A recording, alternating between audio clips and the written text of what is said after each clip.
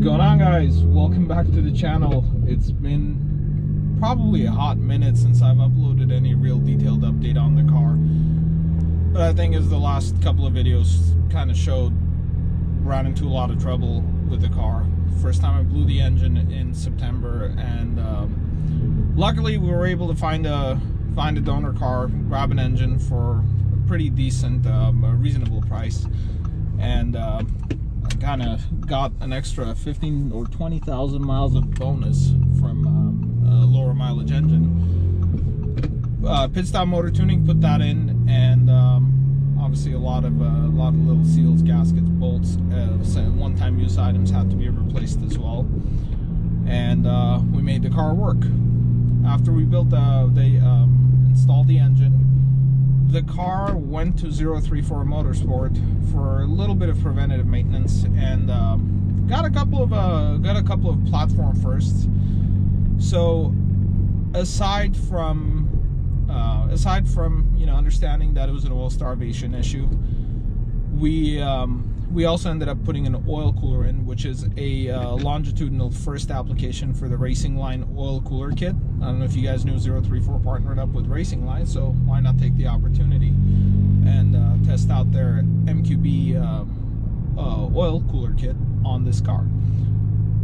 Kind of a downside to it is it comes with its own proprietary oil filter housing and oil filter, so I had to stock up on those for future maintenances, but it seems like it was a very clean and well thought out application, and that was paired with the Accusump system from Canton Racing Products to hopefully prevent this from happening again.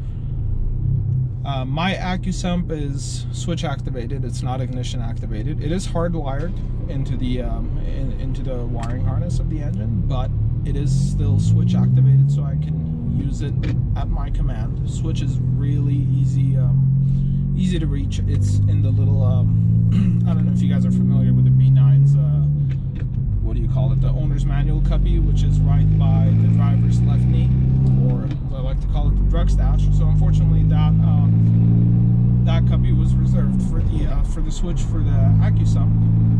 A solid clean installation, came with its own I mean, everything's hardwired in.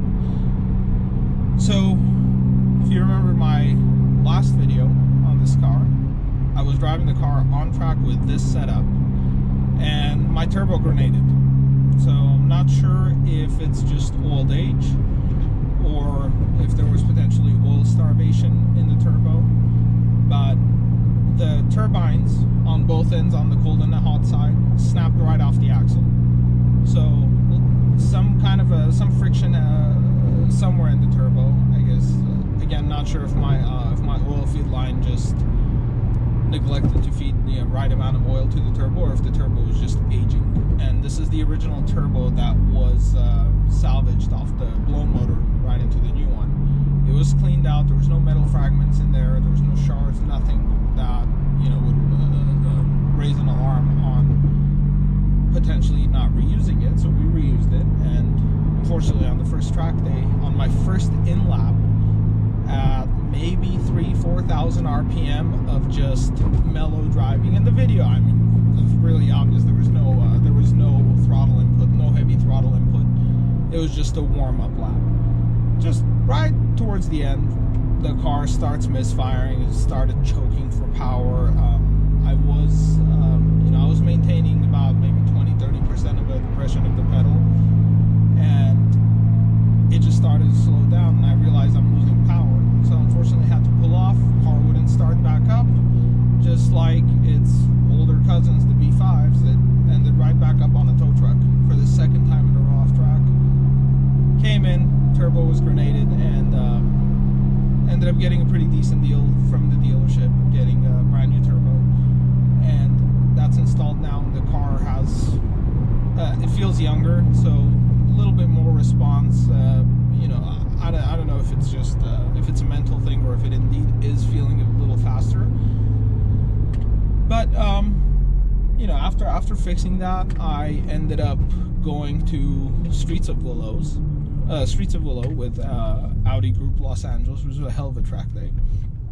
And you know, put a couple of harder laps on the car, not fully pushing it, but I mean, I did put a lot of load on the motor, and it handled it just fine without any issues, no hiccups, like no tantrums or anything. So hopefully this setup is kind of like the last one in a line of a few to come for me to enjoy it for at least another, maybe half a track season, if not a whole season. I would love to pull another, 3-4 track seasons out of this, just like the last setup I had. But the car has been like modified way too much at this point to even like wish to make it last, I guess, without any major issues coming up in the future. So hopefully I can at least enjoy 2021 and not have any major issues on track, which we'll be back on Sunday the 21st at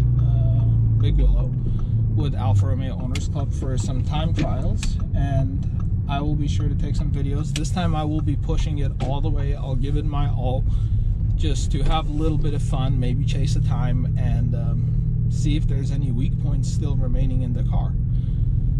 Anyways, last thing I'm going to show you, and I'll cut away from here and I'll give it a tour on its own, is going to be my new oil pressure gauge, which is there in case I don't catch any other warnings. This guy's going to tell me that I'm losing oil pressure and hopefully not blow the motor before it's too late.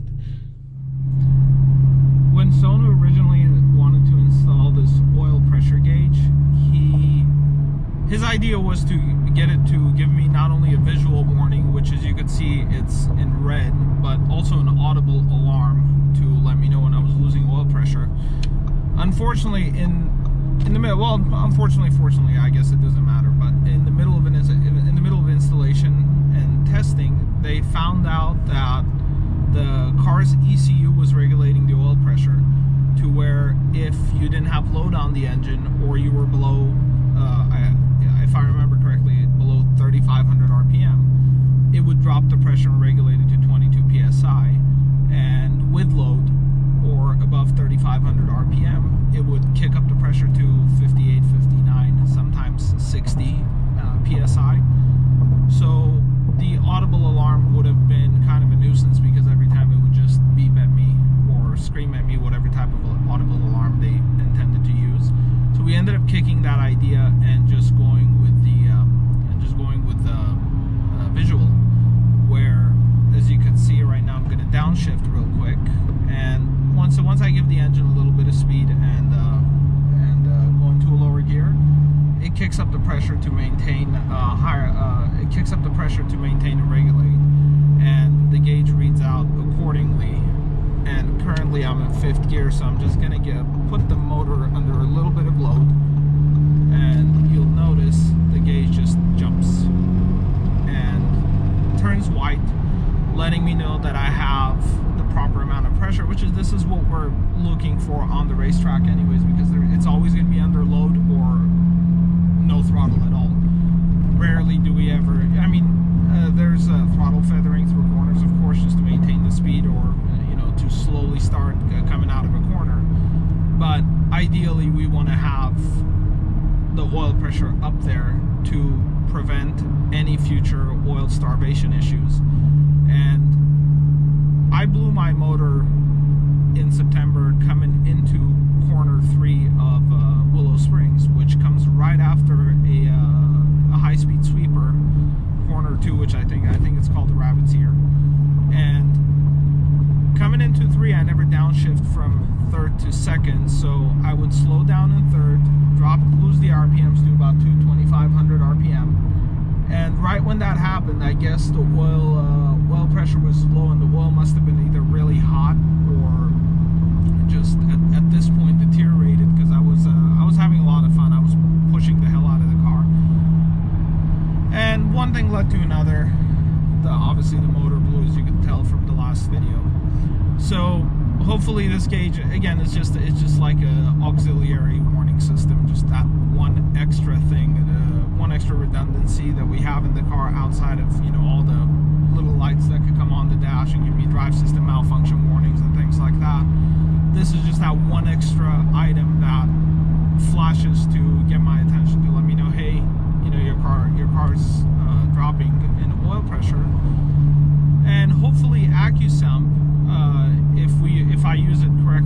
track, and again, I haven't really used it up too much because I haven't pushed on the car too hard. Hopefully Accusump's going to capture that lost oil pressure in between corners, especially in the heavier braking zones, excuse me, and prevent the car from, again, spinning a bearing and throwing a rod through the side of the block. So with all this new equipment, I'm really excited to push the platform a little bit further. Hopefully, again, like I said, we don't want to break the car, but if it breaks, we'll find some weaknesses and limitations and try to improve upon it. Also, small announcement, not that I'm allowed to say much about it, but I have a new set of parts that are going on the car probably in the next week or so, and we'll be testing that out on track and on streets just to beat it up a little bit and make sure it's a good product. Probably coming soon, hopefully this year. I don't even know what the release date is, but I'm really excited to finally be able to share that with you guys once I'm given the green light. I'll be testing that in the coming track days, and unfortunately I have to drive the car a little bit more on the street, which, if you've ever been in a bucket seat, it's really uncomfortable, but I'm just gonna suck it up, put maybe 1 day a week on street miles. I do have a long commute, so hopefully I can make it work with 1 day a week, maybe if I have to push it to 2. And yeah, I'm just really excited to introduce this new product on the platform, and potentially more future collaborations with another brand that can hopefully give me a little extra edge on my A4, and hopefully for the platform going forward. If you guys have any questions, drop it in the comments, please. I'd be more than happy to answer. I am logged into YouTube quite often, and please do like and subscribe if you like the channel, if you like the content coming out. I will try to get some video footage from our Sunday track day, which is on February 21st, and upload it. And if you guys want to see any other content, like any different version of what I put out, because I've noticed all I put out is me just sitting in the car and talking to you guys about what I do with it, please let me know in the comments. And again, I appreciate you guys watching. Take good care.